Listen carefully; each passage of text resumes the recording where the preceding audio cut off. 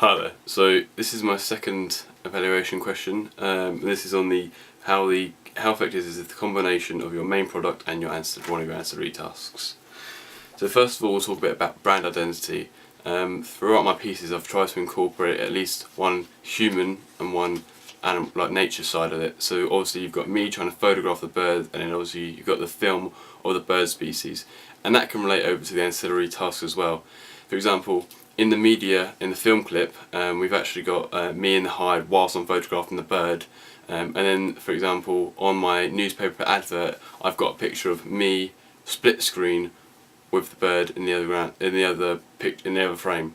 So that just shows how you can relate the two concepts of me photographing the birds in the series, and then that can also relate to what the actual series is about from the newspaper advert itself. I've also tried to include fairly similar lighting and colours, so it's all very natural. There's very few sort of fake, unnatural looking colours throughout the ancillary task and the media clip itself. For example, in my newspaper advert, I've actually tried to keep it extremely simple by using just black and white writing just to make it stand out, and also it's just very simple.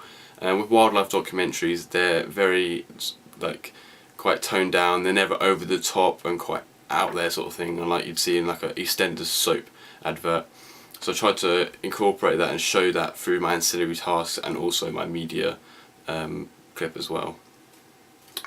And then going on to another subject of wording, in the clip of me actually in the hide, I'm using fairly colloquial language, so it's very easy to understand to a wide audience, and this is quite good because the subject itself is fairly specialised, and not everyone would have known what a J is, for example, in my production piece. So by using very simple wording and breaking the sort of scientific facts down, it's easy for them to understand, and this goes straight back over to the newspaper advert as well. For example, I've tried to use very simple wording. I haven't used many species specific names. I've just used the generic term birds, because then they can understand what the program is about, and if they're interested they'll go and have a look at it themselves. So it just sort of draws the audience in. If they want to learn a bit more about it but also be entertained at the same time, then it just shows that this is the program for them. The style, as I've mentioned, is pretty much similar in terms of I've tried to keep things very, very simple, which I mentioned before. That's one of the key things that I was thinking about whilst actually designing my newspaper advert. What a lot of people, they're not spending a lot of time flicking through a newspaper, so it's got to be something that catches their eyes straight away. So by using the white writing on the black background of the image of the bird, and the black writing on the sort of the blue sky, really helps to strike out to the viewer and be winged wonders, they're thinking, whoa, what is this? I need to go check it out. So that's what I tried to do in my newspaper piece. As far as selling the documentary itself, I've tried to just use as few pieces of text as I can on the newspaper advert, because what I wanted to do was let the images speak for themselves. So obviously they can work out that, oh, I'm the photographer, and I've got the big lens and things, so I'll be going out doing the photography, and then the subject of the documentary is birds, and that's pretty much the same when it comes back to the media project of the video, as in the beginning there's quite a long introduction, a montage of shots of just the birds, so then the viewers can see that, oh, this program's about birds, and then you come to a still title page which has a collage of bird pictures from that episode and also a picture of me with the camera, so they can see that it's about bird photography. And then we move on to the magazine. The magazine is pretty much the same way in terms of how it will sell. What I've tried to do is include quite a few pieces of text in terms of letting the public know a little bit more about what the actual program's about, because obviously this is a specialist topic, so not everyone will be able to understand what the subject is about and how they can relate to it themselves. And also by putting the first episode in the garden, it brings it back sort of to home, so it's a little bit of a familiar territory, so the audience have seen it before, in terms of a lot of them would have a gardens themselves. And the images themselves, I put them in the middle of the page, one large image of the J which spreads across the two pages, two smaller images and a picture of me in the bottom corner. The different elements that will communicate the genre is by far the images.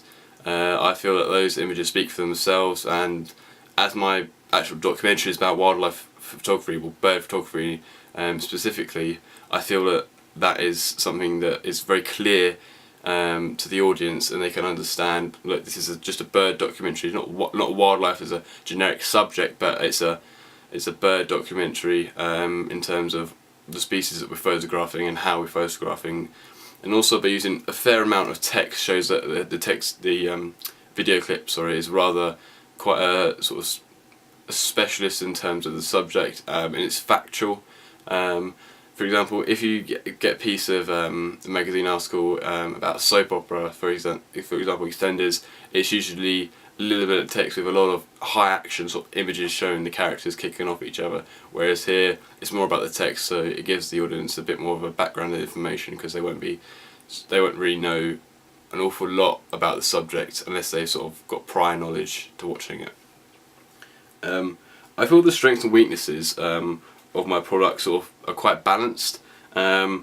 For the newspaper advert, I think it's really strong in that it's very visually impactful, so when they see it they think, whoa, wow, that looks really cool, that image, I want to find out how it's been taken, and then you see the image of me, so they can sort of relate the two, and it's very clear to the audience what the subject of the documentary is about, and also it's very simple in terms of its colours. A lot of adverts are very fancy, and often the audience just flicks through the newspaper, whereas this one, the images are there, and then the text is just a little bit of a guidance for the audience in terms of what the actual documentary is about. And then for the magazine article, I feel that very strongly that the balance of wording and images creates a real cohesion between the two. And this helps the audience to read through the text, and then the images themselves link back to what's being said in the text. For example, it says, I photograph and film the jays with a small camera called a GoPro, and then actually in the bottom left I've got a picture of the jay next to a GoPro, so they can quickly just see and relate the two and say, oh, that's what the GoPro is, if they weren't too sure, things like that. And I think across the two I've made it quite simple for the audience to understand. As I mentioned, it is a specialist topic. Not everyone will know what a jay is, or cameras, different cameras and things like that. But by using very simple colloquial language, I've been able to break that barrier down between factual documentary and also a little bit of entertainment, because it's me as a presenter doing it rather than just a narrator guiding the audience through the scenes and the actions of the animals. In terms of weaknesses, it's very difficult. I think I could have done a little bit more research in terms of the newspaper advert. What I generally found was that there weren't actually that many wildlife documentary newspaper adverts. There's a lot of magazine articles and adverts about programs, but they were generally found in topic specific magazines, for example BBC Wildlife magazine, which I found quite a lot of adverts in. But that's it for how effective is the combination of your main product and ancillary task. So I think I've covered all the points. So yeah, thank you very much.